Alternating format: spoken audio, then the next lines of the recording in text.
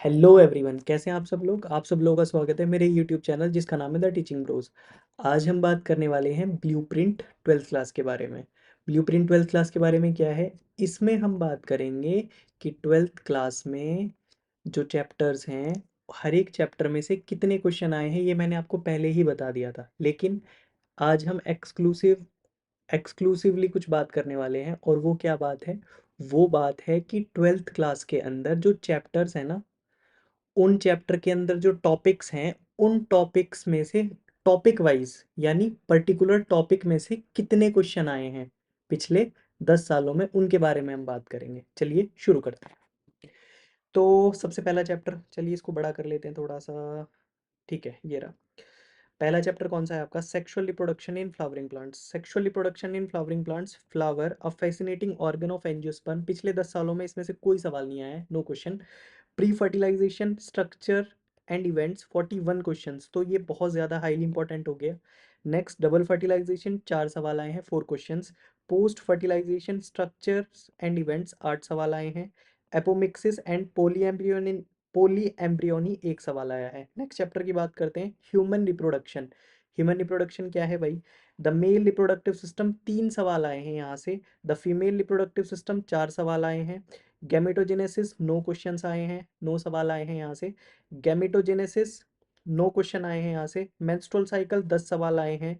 Fertilisation and implantation 7 सवाल आए हैं, 7 questions asked.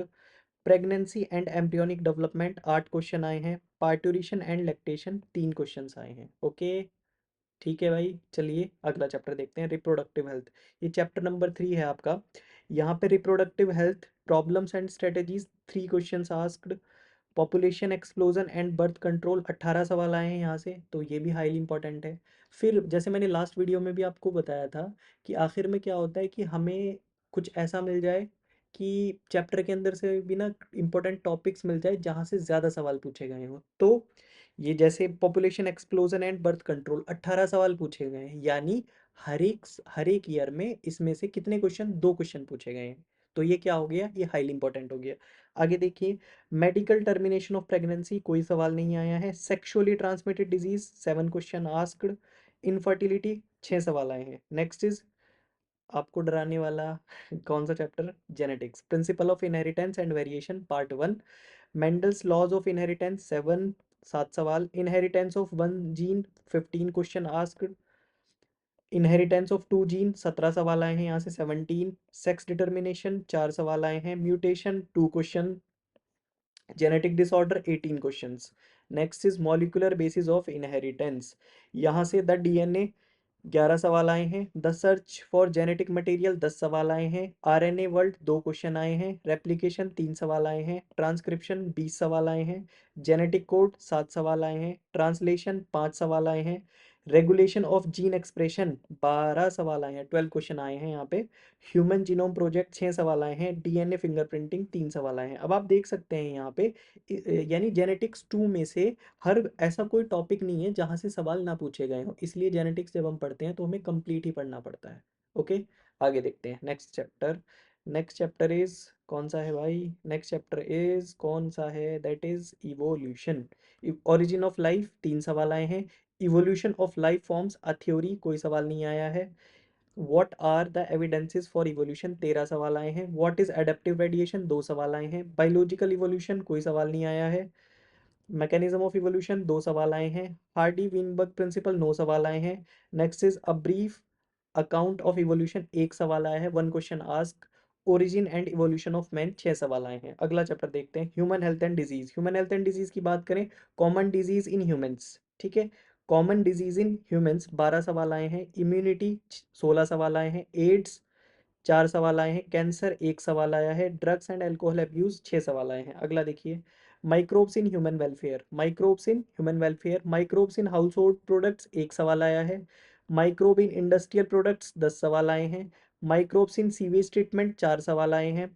Microbes in production of biogas 1 सवाल आया है। Microbes as bio control agents 3 सवाल आए हैं। माइक्रोब्स एज फर्टिलाइजर्स 1 सवाल आया है, 1 question ask. Next is biotechnology. Biotechnology principle and processes principle of biotechnology 4 सवाल आए हैं। Tools of recombinant DNA technology 36 सवाल आए हैं, 36। लेकिन हेडिंग भी बड़ी है। ओके, बड़ी हेडिंग है और इसमें ज़्यादा वो कंटेंट भी ज़्यादा है। Next is process for recombination processes of recombinant DNA technology. 19 questions आए हैं। यहाँ से कितने सवाल आए हैं भाई? 19 सवाल पूछे गए हैं, 19। ओके, अगला देखते हैं। नेक्स्ट चैप्टर की बात करें तो भाई biotechnology and its application, biotechnological application in agriculture 10 सवाल आए हैं। बायोटेक्नोलॉजिकल एप्लीकेशंस इन मेडिसिन 15 सवाल आए हैं। तो ये दोनों हेडिंग्स क्या है, बहुत ज़्यादा इंपॉर्टेंट है।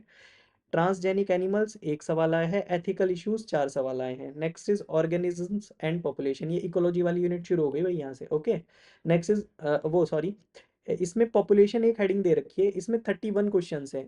ये बहुत बड़ी हेडिंग है, इसके अंदर छोटी छोटी छोटी छोटी सब हेडिंग्स है बहुत सारी। ठीक है, तो पॉपुलेशंस में से 31 क्वेश्चन आस्क। इकोसिस्टम, इकोसिस्टम की बात करें, इकोसिस्टम स्ट्रक्चर एंड फंक्शन 2 सवाल पूछे गए हैं। प्रोडक्टिविटी 6 सवाल, डिकम्पोजिशन 2 सवाल आए हैं। एनर्जी फ्लो 4 सवाल आए हैं। इकोलॉजिकल पिरामिड्स 5 सवाल आए हैं। उसके बाद बायोडाइवर्सिटी एंड कंजर्वेशन, बायोडाइवर्सिटी में से 21 सवाल आए हैं। बायोडाइवर्सिटी कंजर्वेशन में से 16 सवाल आए हैं। तो ये हमारा 11th क्लास का टॉपिक वाइज डिस्ट्रीब्यूशन था, पिछले 10 सालों में कितने सवाल पूछे गए हैं। तो अब हम इसका क्या फ़ायदा है, इसका फ़ायदा ये है कि 10 से